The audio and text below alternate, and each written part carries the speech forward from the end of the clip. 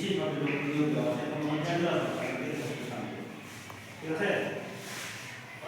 জনগণ উন্নয়ন আপনারা জানেন এলাকার লোকজন আসে আমি জনগণ উন্নয়ন করি।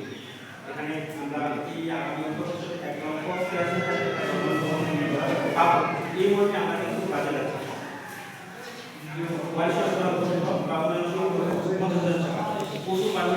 পশু জবাই আমরা জানেন যে পশু জবাই হয়, গরু জবাই হয়, ছাগল জবাই হয় এবং মহিষ জবাই হয়। এগুলোর প্রতি কিছু পশুর একটা ট্যাক্স পাওয়া যায় না। আমরা বাজেটে ধরছি কিন্তু কালেকশন করতে পারছি না।